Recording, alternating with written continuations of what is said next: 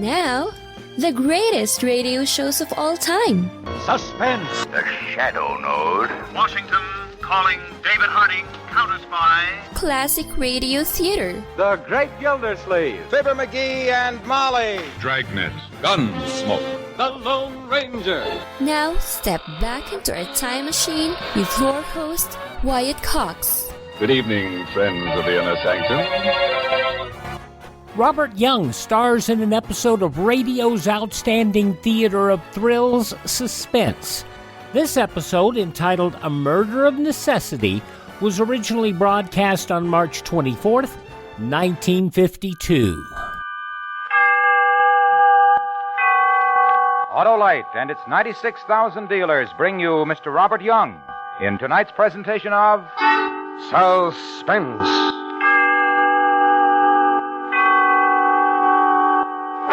Tonight, Autolite presents a story about a man who commits a murder efficiently and safely, only to find there was a witness.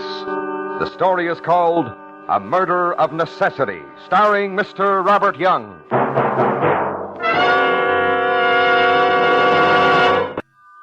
And now, with A Murder of Necessity and the performance of Mr. Robert Young, Autolite hopes once again to keep you in suspense.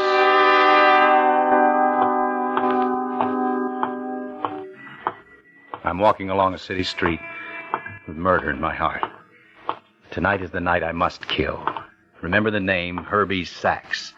Fat, sweaty Herbie Sachs. He'll be sitting behind his big desk, and he'll look up at me and smile, and his fat neck will spill over the expensive collar of the expensive shirt that he'll be wearing. So far, so good. No one around. So far, so good. Why do I keep saying that? Some sign painter will have a new job. Scrape the name in gold letters off the glass door. Herbert J. Sachs, private investigator, will soon be dead, gentlemen. Through the panel of the glass door, the fat shadow of the big man sitting happily in his swivel chair.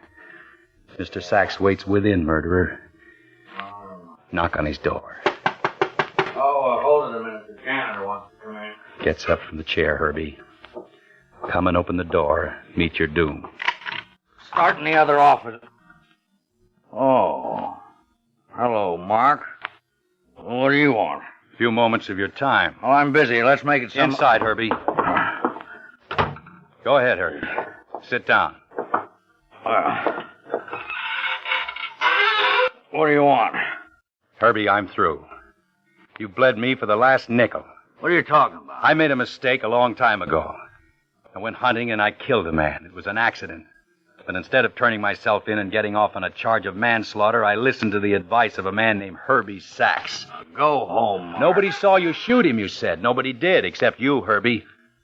I'll be silent, said Herbie. Now, look, Mark. I've had to pay for your silence. Haven't I, Herbie?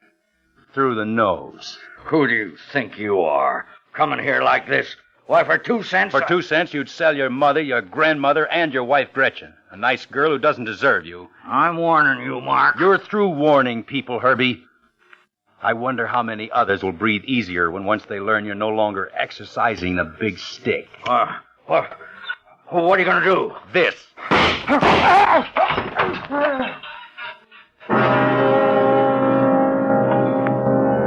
Now the sign painter can scrape the gold letters off the glass door.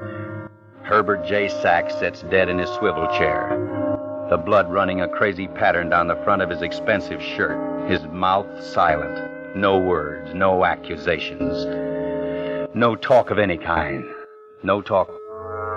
Wait, Herbie was talking to somebody when I knocked on the door. Nobody here. Who was he talking to? Must have been talking to somebody on the telephone. He didn't hang it up.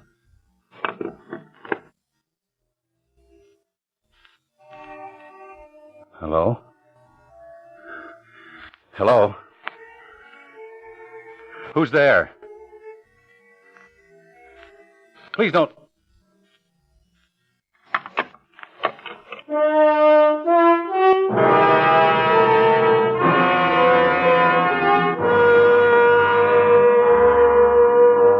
phone in Herbie's desk drawer had been off the hook.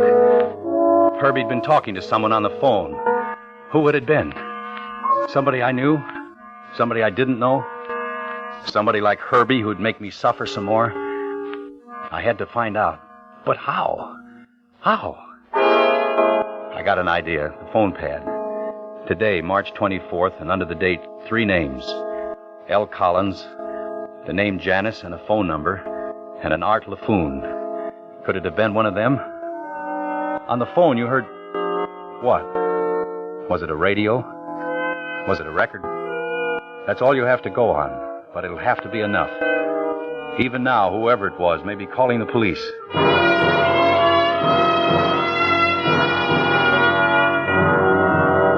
Down in the corner drugstore, I look up L. Collins. There's only one. Strange for a name like Collins, but only one. Lucius Collins, who lives on North Woodburn Drive. A taxi gets me there in 20 minutes.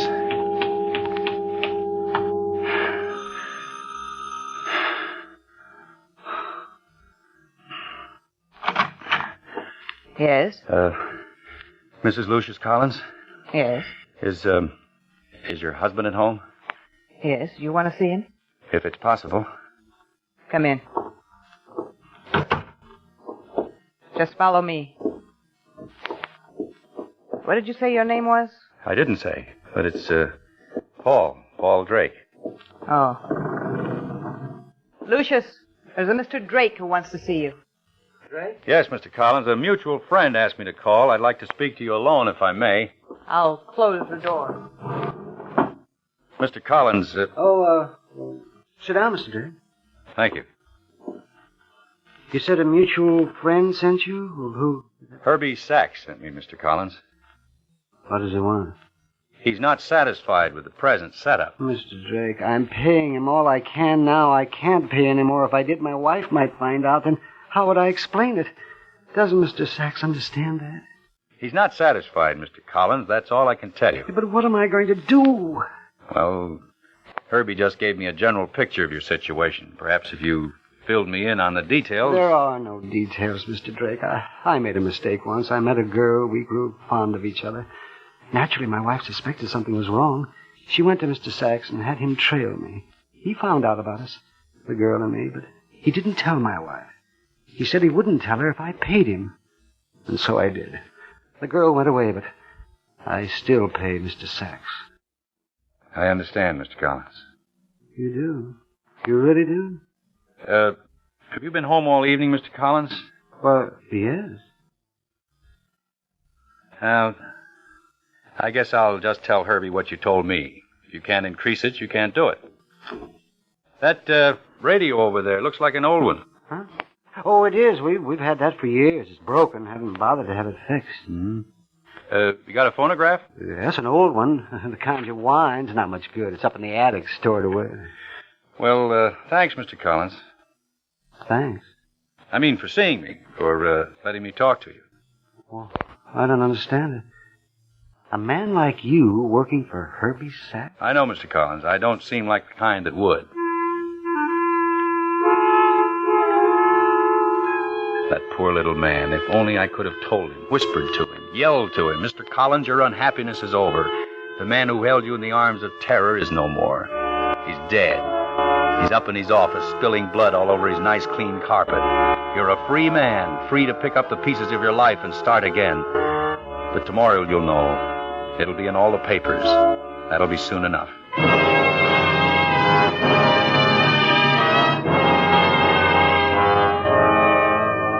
The first name on the list I check off. Lucius Collins is a man with problems of his own. He didn't play his broken radio or the old phonograph stored away up in his attic. So I call the phone number next to the name on the pad that reads Janice.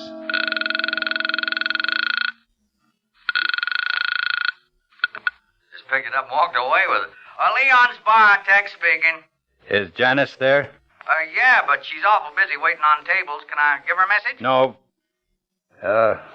I'll call later. Okay.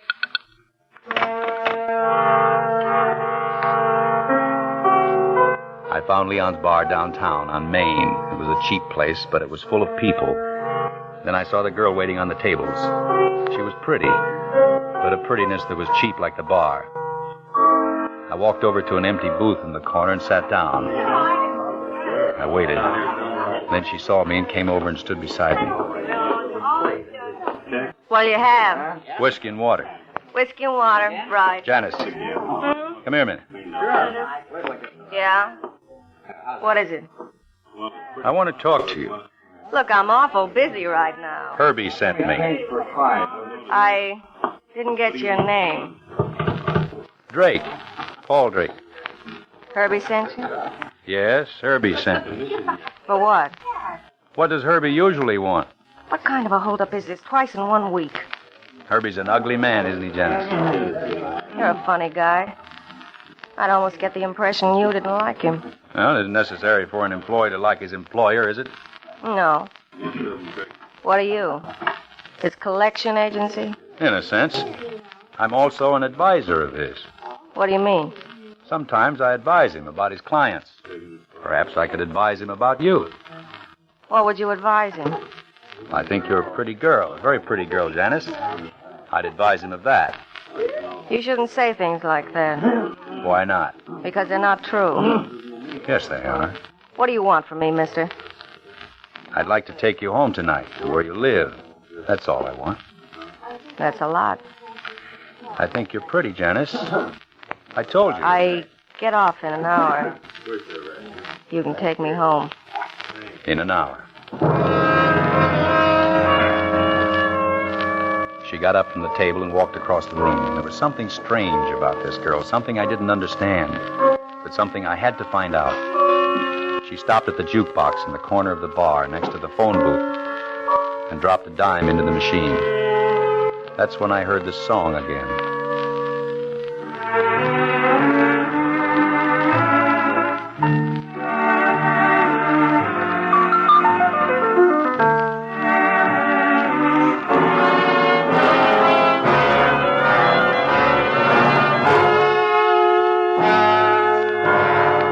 Autolite is bringing you Mr. Robert Young in A Murder of Necessity. Tonight's production in radio's outstanding theater of thrills, Suspense.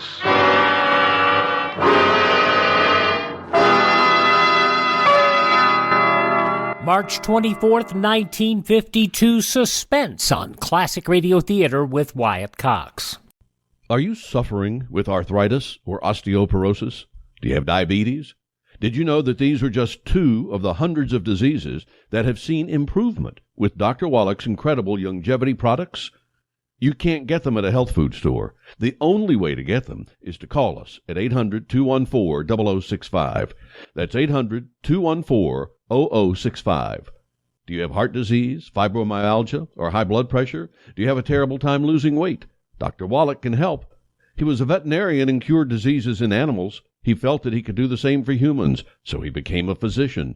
Over 50 years of research and helping people like you goes into every bottle of Dr. Wallach's amazing discoveries. Do you want to feel better? Learn how to treat the cause of your problem rather than covering up the symptoms with drugs. Call 800-214-0065. That's 800-214-0065. Glad to be with you. Thanks for tuning in to Classic Radio Theater with Wyatt Cox on your favorite station. Now more of Suspense, A Murder of Necessity, starring Robert Young, as it was originally broadcast March 24th, 1952. And now, Autolite brings back to our Hollywood soundstage Mr. Robert Young in Elliot Lewis's production of A Murder of Necessity, a tale well calculated to keep you in suspense.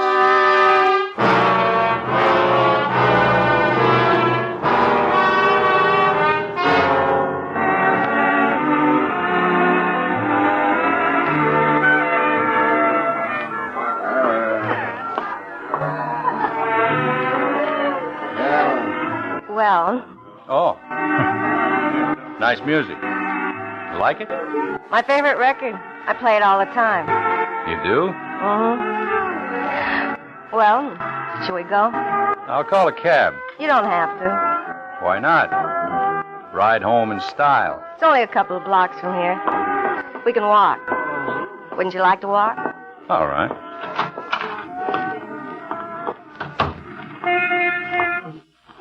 Beautiful night. Not a cloud in the sky. I love fresh air. What's your last name, Janice? I've got a lot of them. Call me Janice Gibson. All right, Janice Gibson. What kind of a girl are you, Janice? If you work for Herbie Sachs, you know all about me. Not the details, pretty girl. Why do you keep saying pretty girl? Because it's a statement of fact. You are pretty, Janice. I'm the kind of a girl that you read about in the confession magazines. Only they make those stories up. They're fiction. My story's not fiction. It's a real one. I believe you. Long time ago, a girl with big ideas came out of the sticks. Landed in a big city. And she met a man named Herbie Sachs. She met him after she'd gone off the deep end. She wanted thrills. Those thrills ended her up in a straitjacket in a sanitarium. They were the kind of thrills you don't write the family back home about. Mm-hmm. But how does Herbie figure? Herbie is a man with many ways and means. And when the girl ended up an addict, Herbie was the big brother. He had a soft shoulder and he stretched out a helping hand. Uh-huh. After I was cured, he told me I had to pay him for his silence. The silence that would keep the family back home from finding out about the thrilling things that had happened to the girl from the sticks. Are you? Yes. Well over them. That's good. Why do you work for a man like him? Oh, check it off the living. Were you at the bar all night tonight? Ever since 8 o'clock. Why? Nothing. I guess I'm making conversation because I don't want to talk to you anymore. Look, mister, you can walk on the other side of the street. I didn't Oh, ask wait a you minute. to... I didn't mean it that way, Janice. Honest. Believe me, what I meant was I didn't want to talk because I suddenly feel like kissing you. This is where I live. The bug house. Want to come up and meet the fleas? Courtesy of Herbie Sachs. Janice, don't be bitter. I got one room and a hot plate. What am I supposed to do? Dance a dance because I can't afford anything better? Look, I'll talk to Herbie. I'm his advisor, remember? Maybe I'll advise him to change his mind. If you thought you could... I'll try. That much I promise. I'll advise him that you ought to have a nice apartment to live in. And a stove. Paul? Yes? You want to come upstairs? I'll make you some coffee. I have something to take care of, and it's late. Maybe after... You won't come back. Once you leave, I won't see you anymore. You're that kind of guy. I'll come back. I won't see you again. I know I won't. Kiss me, Paul. Hard. Like you were going away for a long time.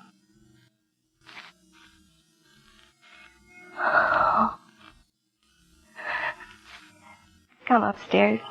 Let me make you some coffee. I'll be back. Paul. Janice, someday if you ever find out that this is all over, go back home to where there aren't thrilling things for a girl like you to do. I don't know. They'll never know. Home is a long and faraway memory. I don't know. Promise me. On the kiss. Maybe. Maybe, Paul. Maybe. I took her in my arms and kissed her again. Then she turned and disappeared through the door into the cheap boarding house. And the black night closed in on me again, and the fear and fright returned. Under the street light up at the corner, I checked the last name on the phone pad, Art LaFoon. He's not at his place of business on Houston Avenue, the watchman tells me. Mr. LaFoon is never at his place of business at 2:30 in the morning, he says with raised eyebrows. Even though it is a novelty business, and novel things are always happening. So I wait until 8 o'clock the following morning.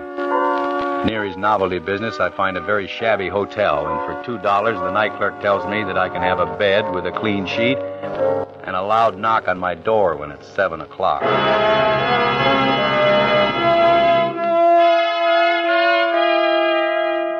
By 5 minutes after 8, I'm standing in front of Mr. LaFoon's novelty business on the 3rd floor. My hand closed tightly around a piece of blue steel that means death for Mr. LaFoon.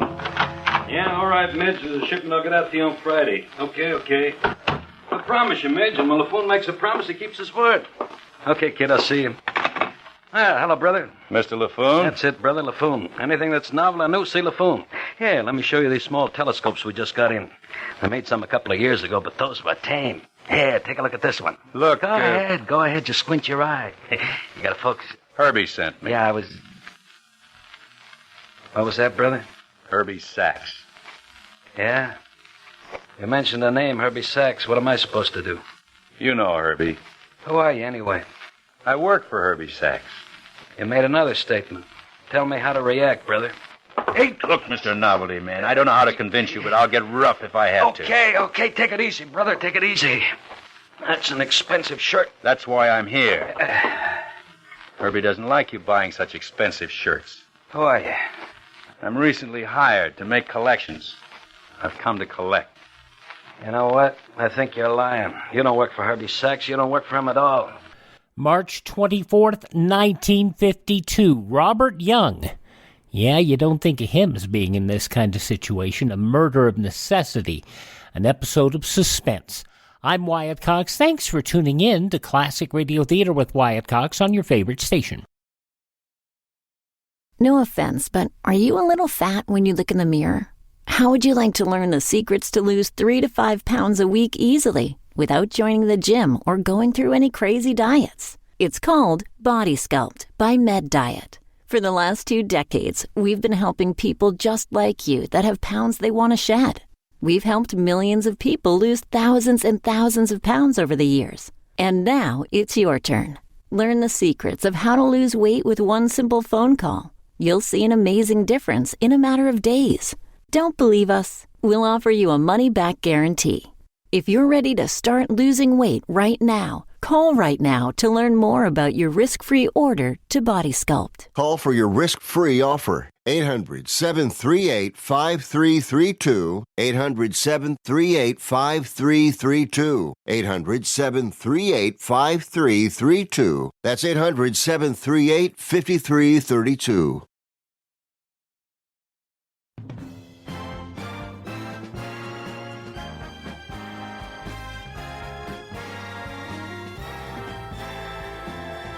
Thanks for tuning in to Classic Radio Theater with Wyatt Cox, and now the conclusion of Suspense, A Murder of Necessity, starring Robert Young, from March 24th, 1952.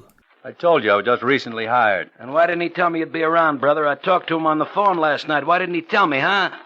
You talked to Herbie on the phone last night? Yeah, brother, I talked to him. What happened when you talked to Herbie? What do you mean, what happened? Who are you, brother? Nobody you'd be interested in. Yeah? Well, maybe the cops would be interested. Put it down. Get your hands off of me.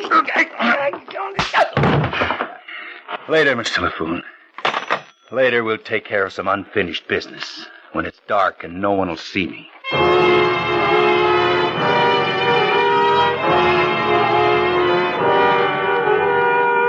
I got out of the building. I had to before someone saw me. Saw my face and would recognize it again. But tonight when it's dark, I'll wait for you and follow you, Mr. LaFoon. It was you on the phone. Now I know. Buy a paper and go home. Lay low. When I get home, I open the paper, and there it is. On page 2. An account of the death of Herbert J. Sachs, the private investigator. Shot through the chest twice by an unknown assailant. How soon would it be before Mr. LaFoon would tell the police the name of the unknown assailant? Long enough. Because LaFoon was the kind of man who'd wait for the killer to get in touch with him. LaFoon was the kind of man who could be bribed. And then while I tried to sleep...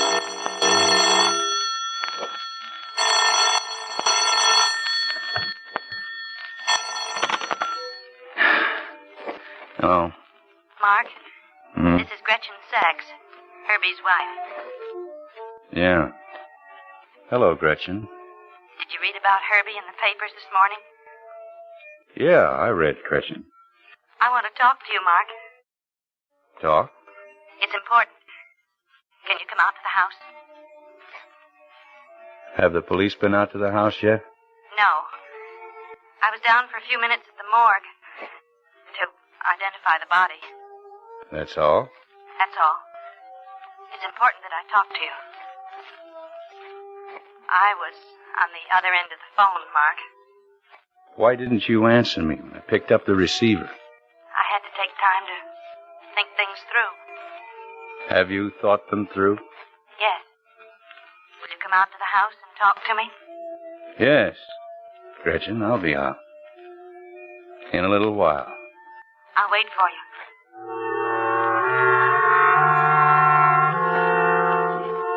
It was Herbie's own wife, Gretchen, on the phone. Sweet and lovable Gretchen. And now the wife of the man I murdered waits to talk with me. What about? The weather? No, she waits to talk business. Before the police arrive, she waits to take up where the fat man left off. Another murder of necessity. Ring the doorbell, murderer.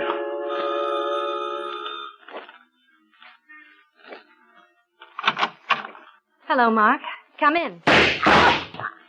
Mark! Oh, Mark. You fool. You fool. I'm sorry, Gretchen. I hated him. I hated him. What are you saying? I couldn't stand him. Everything he was, I hated. He wouldn't let me go. No. I don't believe you. Last night, I called him on the telephone. Called him to tell him to come home. Because... No. When he got home, Mark, I was going to kill him.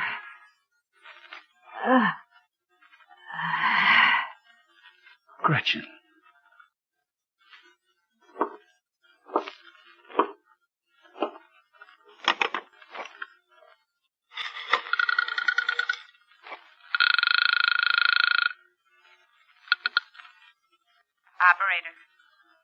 Operator.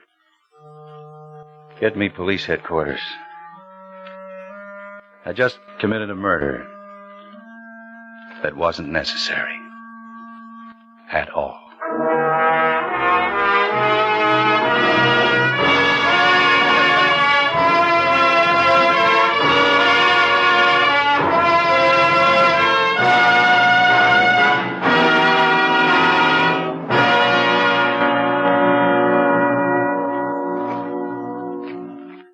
Suspense.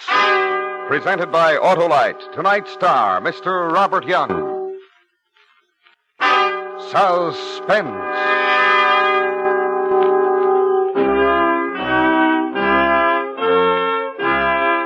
Suspense is produced and directed by Elliot Lewis, with music composed by Lucian Morowick and conducted by Lud Gluskin.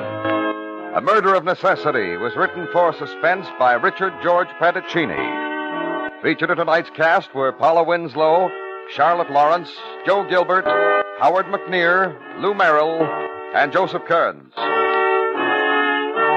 Robert Young, star of Father Knows Best, appeared through the courtesy of the Crosley Corporation.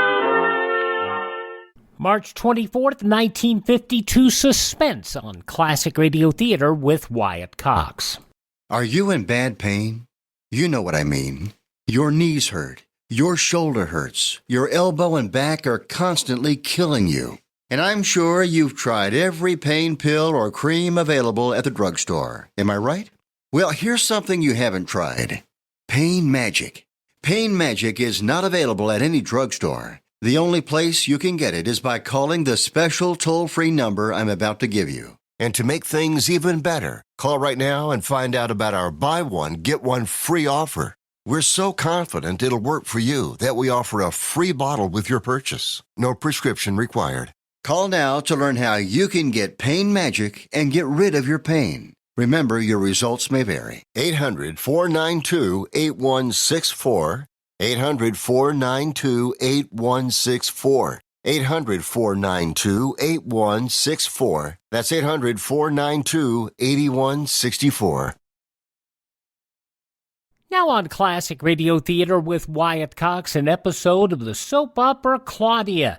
This episode originally broadcast March 24th, 1948. And now, Claudia. Dum dum dum dum. Dum dum dum dum dum dum dum dum dum dum. What do you sound so happy about? Going out to dinner. I love going out to dinner. Well, come out of that closet and hum out in the open. That beautiful soprano of yours shouldn't be wasted on a bunch of hangers. My beautiful voice, did you say? Beautiful voice, I said. Those clear, lovely, pear-shaped tones. Which end of the pear? Either end of the pear. Take your choice. Come on, sing me a few pairs. Oh, you make me so self-conscious. I'll just pretend I'm a hanger. How's that? Is that what you are? You often act as if I am. Come on now, sing. How is this? Da da da da la la la la. You make a beautiful quartet. You mean trio? You sing good enough for two, darling. Careful, you'll swell my vocal cords. Well, after that beautiful little rendition, don't you think we ought to start getting dressed for dinner? Presto. In 10 minutes, I'll be a changed man. Oh, David, no, I love you as you are. Well, in that case, I'll just change my clothes. Good. What are you going to wear? How dressed up do you want me to be? Well, of course you look stunning in an old potato sack. Just call me Spud. And you look particularly handsome in that old plaid blanket. And you really made a hit with the ladies when you wear that flour bag on your head. But why don't you just dress casually in your dark blue suit? I don't like to be so informal when I take the lady I love out to dinner. But since you think it's all right, I'll wear my dark blue suit. I had it pressed. Little schemer. I think I'll wear my silk broadcloth shirt, too. Good, I love that one. Has Bertha brought it back, all nice and laundered? Uh-oh, that's right. What's the matter? Well, Bertha burned her hand so she couldn't do the laundry this week. And she sent it out to the little man around the corner. And the laundry's not back yet. Is that what you're working up to? Well, it should be back. It's been more than a week. I'll call Bertha and see what's happened to it. I don't like the idea of that silk broadcloth shirt going out to a strange laundry. Bertha says it's a hand laundry, not a strange one. And it's very good. David, does hand laundry mean that the laundry does it by hand? I've always suspected that hand laundry means someone works a machine by hand. If that shirt comes back torn, I'll never forgive Bertha. So long. Hello, Bertha. This is Mrs. Norton. How are you? How's my shirt? Bertha, you remember that package of laundry I gave you? Oh, it's back. Oh, that's wonderful. Well, could you bring it up? Or would you prefer that Mr. Norton went down and... You're sure you're not disturbing yourself? Oh, fine. Right away. Fine. It's back. That's good. What would you have done if it wasn't? Madame, we would have stayed home this evening. Oh, dear. I would not budge from the house unless I was beclothed in that silk broadcloth shirt. You're very temperamental. Well, I am an opera singer, remember? Well, I suppose I might as well get dressed, too. We haven't got much time. I reserved a table. You did? Isn't that against your principles? Oh, very much against them. But then I've been overruled by the Head Waiters Union of New York City. Oh, I see. That's Bertha now. I'll answer it. Coming, Bertha. Why don't you just surprise the door sometime and answer it without letting you know you're coming? I don't think the door minds, do you? Hello, Bertha. Ah, Mrs. Norton, I'm so sorry about this laundry. Don't be silly. How's your hand? Is it better? It's fine now. Next week I'll be good as new. Here's your laundry. Thanks. Heavens, it's a lot of laundry. I hope they do it fine. I do not like laundries, but the lady in 5A, she tells me this is a very fine laundry. Oh, I'm sure everything will be perfect. What's going on out there? Where's my shirt? I'm catching my death of cold. I go now, Mr. Norton. He's impatient. Oh, he's just fooling, Bertha. Men, they are very impatient, I know. Good night, Mrs. Norton. I'll see you tomorrow. Good night, Bertha, and thanks. Oh, can I pay you for this tomorrow? We're going out. Ah, I trust you. You pay me when you have time. Good night. Good night. Say hello to Fritz for me. I will. Here's the laundry, David. Might have come out and said hello to Bertha. I make her blush seeing me in this bathrobe. You look almost as beautiful in that bathrobe as in that silk broadcloth shirt. Say, what is silk broadcloth anyway? It's the very finest in menswear. Yeah, here's the laundry. And here's the list. Look, I'll read off the list and you check it. Oh, we don't want to check it. All we want is that shirt. I count 6 shirts. Well, it says 7. 7 shirts. Can't be. There are only 6. You sure there are only 6? Count them yourself. Oh, that's ridiculous. It says 7. There must be 7. Must be here sometime. All right. You look. I'm looking. That's what I like about women. They think the only people who can do women's work is women. Well, there are only 6. You see? I think you don't mind losing a shirt because it proves you're right. Well, it does take the sting off of it. Let's see which one's missing now.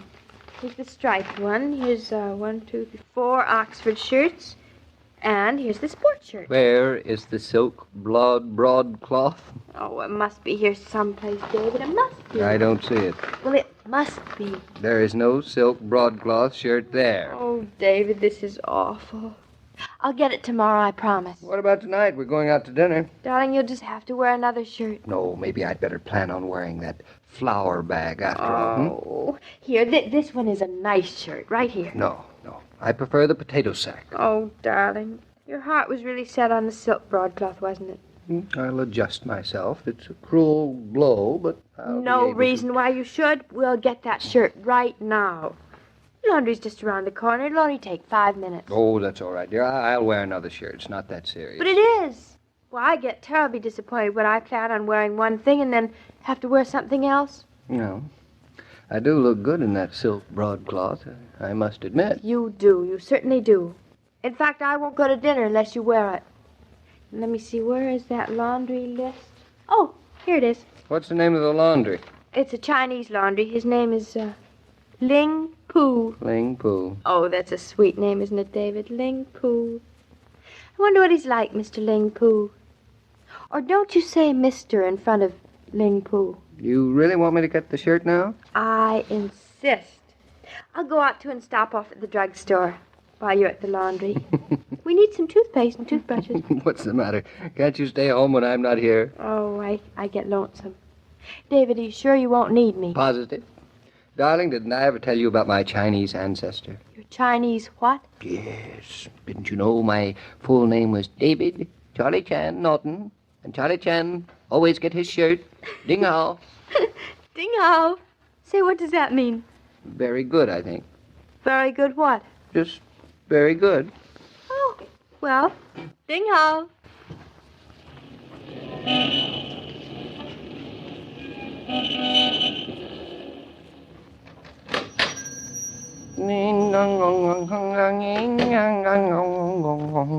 Mr. Ling Poo. Hey, is anybody home? Mr. Ling Poo. Ling Poo here, please. Oh, Mr. Ling Poo. I'm David Norton. I just received my laundry and there's a shirt missing. Look, Mr. Ling Poo, it's just one shirt, a silk broadcloth shirt. A shirt. A white shirt. You know, for me, with sleeves. No, not trousers, not a coat. A shirt, you know, shirt with tie. Tie? Tie. No, not a tie, a shirt. Oh, how can I say? I'll take off my coat. You see this? Now look, a white shirt. This, a shirt. S-H-I-R-T. No, it's no use. Do you talk English? English? That's right. Do you speak English? Have no English here, please. Well, do you speak it?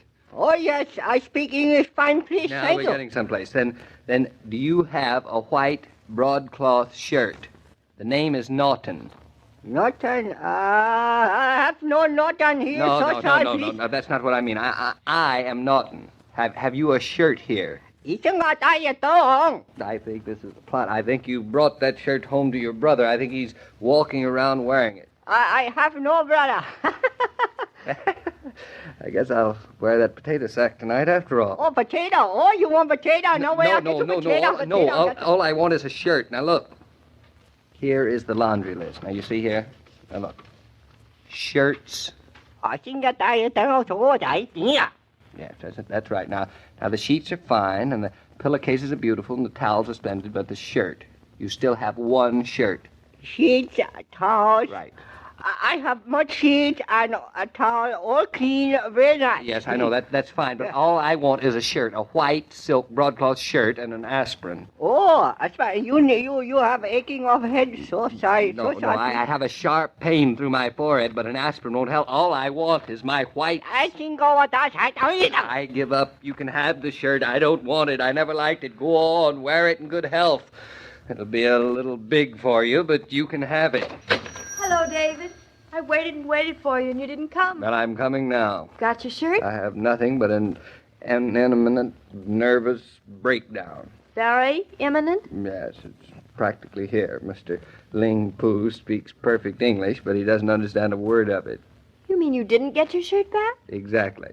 But that's silly, if he speaks English.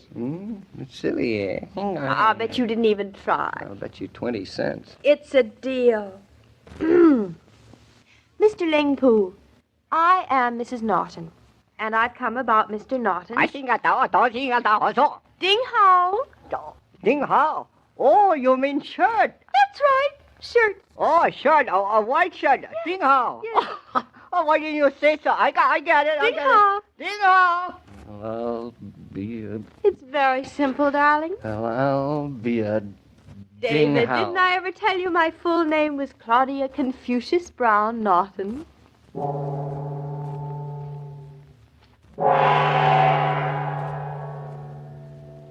It's funny how many housewives consider anyone who has a 40-hour week as a worker in contrast to themselves. Yet they often work twice that long at home and without a lot of the comforts that office and factory workers enjoy today, too. Take yourself, for instance. When you've been at it since early morning, do you stop and refresh yourself with ice-cold Coca-Cola? Millions of business people do. Why not take time out this minute for the pause that refreshes? Ding Hao. A shirt. Why do not Mr. Norton say a shirt right away? Well, I was under the impression that he... The ladies, they talk English much finer. Oh, I like ladies. Ding Hao. Oh, they have a way of making themselves understood, they do. Yes, please. Mrs. Norton, I understand her. I suppose, Mr. Ling Poo, you feel that ladies ought to do women's work. Oh, yes, always, please. And women's work is taking care of the house. Oh, yes, sir. House, yes, take care of house, yes. Well, would you say, Mr. Ling Poo, that interior decoration of a house was ladies' work? In China, a lady of a house always do all work, a house. Well, Claudia isn't in China. But she feels that way about it, too. And she's going to get her chance to prove it tomorrow when an interior decorator tries to take over. He try, but with Mrs. Norton, I am sure he no win. Confucius say, lady want something, she get something. Goodbye now. Well, you may be right, Mr. Ling Poo. Well, goodbye to you. March 24th, 1948, Claudia on Classic Radio Theater with Wyatt Cox. Thank you so much for making us a part of your day. Would you please thank this radio station and support their advertisers? It is their kindness and courtesy that allows us to be with you each and every time we roll around here on your favorite radio station. Also, don't forget, if you miss a day on this station, you do not have to miss a single show. You can find all of our programs available through iHeartRadio, Spotify, Spreaker, TuneIn, Apple Podcasts, Google Podcasts, or Amazon. Just search for Classic Radio Theater with Wyatt Cox. You can also directly go to our webpage, which is classicradio.stream, where you can stream our shows on demand, learn more about building a classic radio collection of your own. And you can also contact me there and find all of our social media links. That webpage is classicradio.stream. Thanks for tuning in. Please thank this station and support their advertisers. Tell your friends the great radio shows are right here at this spot on the dial. Classic Radio Theater with Wyatt Cox on your favorite radio station.